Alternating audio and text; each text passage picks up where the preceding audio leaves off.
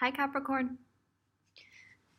Welcome to your August 2019 astrology and tarot reading. I hope you're all doing really well, Capricorn. It is Leo season. Now, for you, Leo season can be quite an intense energy. It can feel very heightened emotionally. It is the Scorpio part of your psyche. You know, those feelings that in the lower self can be jealousy, envy, possessiveness, but on the higher self can be self-empowerment and loyalty and passion. And really the Leo energy this month is incredibly positive. It is incredibly welcome to everyone after a very emotionally intense and weepy for many Cancer season. But for you guys, that was very much to do with partnerships and very much to do with even your competitors. Now, Uranus is making some tricky aspects in August. That fixed energy can be, it can cause a lot of friction, and it can make the Leo energy sometimes seem a little bit egotistical. So people that are very confident may irk you in the first week of August, but there's a lot of things going on that are very, very positive. So Jupiter in your 12th house, which represents your psychic side, your secrets, your self-sabotaging behaviors. And now you might wonder, how does that benefit me if Jupiter is in a self-sabotaging part of the sky for me? Well, Jupiter retrograde, along with Saturn being in your sign, Pluto being in your sign, has really awakened a sense of where you are sabotaging yourself. And Jupiter going direct is going to show you just how much you've changed and how much the universe and the world around you responds to these changes positively, Capricorn. You know, you've been doing a lot of inner work. You've been doing a lot of thought processing, and during Mercury retrograde that's quite tricky. Mercury is retrograde in Cancer until the 31st of July. So August, although Mercury's in shadow for a while, Mercury starts to trailblaze in your partnership sector and lets you cover the ground that needed to be covered properly. So now that Mercury's direct, what do you need to say to your partner? What do you need to say to your competitors? What do you need to say to your business partners, your closest confidants? Because when it moves back into Leo on the 11th, the same day that Uranus goes retrograde in your romantic sector, there's a lot happening on August 11th, Capricorn. And it's apparently very beautiful for you. 10 of Cups. Wow. Let's talk about Uranus. Uranus, now that sounds rude. Don't come at me in the comments. Uranus going retrograde in your 5th house of pleasure, of activities, of creativity, of romance, l'amour. That's what it looks like, because Jupiter retrograde takes the pressure off. It takes the unpredictability off your dating partners. It takes the unpredictability off your kids. It takes the unpredictability away from your creativity. It makes you perhaps feel more inspired than you've done. If you're writers, if you're artists, you've maybe had the most troubling writer's block or blockages career-wise, creative-wise. And now that Uranus is retrograding and Jupiter's going direct, you feel this power shift.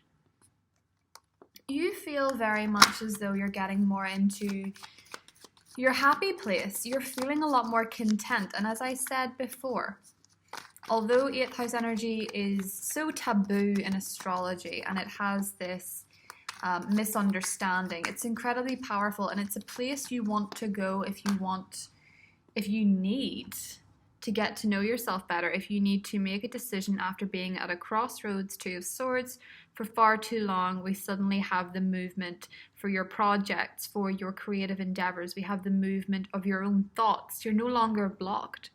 If you've been feeling foggy, Capricorn, you're getting out of that funk and you're starting to receive the messages that you'd hoped you would hear. You know, you see things more clearly. It's very much that I can see clearly now, the rain is gone energy. Do you know what I mean? Lovely changes in August.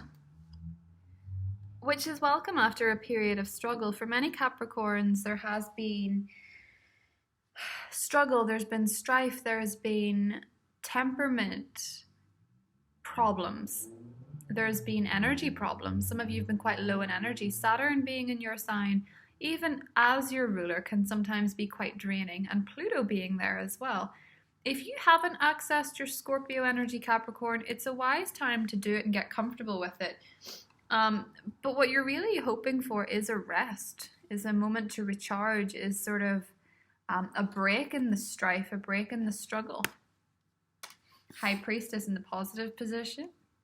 The Sun. And the Queen of Wands. Move these little crystals 1 second, Capricorn. The Queen of Wands. Fire energy. Queen of Wands, Six of Wands, and the Ace of Swords. Beautiful. So beautiful. And underneath, of course, that Hanged Man energy. The energy coming in from Mercury being in retrograde. Wow. Aren't you getting a nice welcome reprieve? Leo season is so good to you, Capricorn. And as we move from Leo season into Virgo season, things just get delightful. So let's talk about what's going on here and why the Queen of Wands has appeared as your outcome card. It could be because you're dealing with a Sagittarius, an Aries, or a Leo person. For many, possibly a female, but there's no real indication of gender in the tarot, I find. The Six of Wands and the Ace of Swords is that release of creative blockages where you suddenly find the words, the drive, the passion, the energy, and the answer that you have been seeking for so long. For many Capricorns, there has been a turn of events. In some cases, when I think of the Sun, you kind of get the father vibe. There could be problems there for many Capricorns. They're basically, with the Sun and the challenge, is something that really didn't work out the way you wanted it to. It feels like a loss. And it seems that perhaps there was a clash of egos with somebody and a loss was incurred. Now, the High Priestess in the positive position suggests, Capricorn, that you have this either incredibly beautiful relationship with a Pisces person, or you have and that doesn't have to be romantic, that can be family, that can be friends, but there is a beautiful lucid energy coming in where you just feel very in touch with the magical side of the world. After that intense full moon eclipse, albeit partial in your sign, synchronicities are touching people like snow. You know, there's these flurries of snow, and then all of a sudden, as it touches you, it's gone.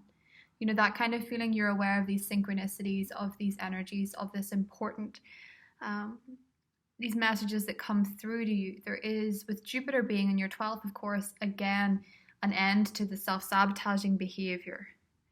And Neptune being retrograde in Pisces, which for you is how you communicate, how you vocalize your dreams and your aspirations. The retrogrades are giving you this beautiful reprieve, this break, and Jupiter going direct is actually assisting this with, of course, Jupiter going direct is a great thing for everybody, but it's something that you've really waited for, because underneath the Knight of Swords, an energy shift.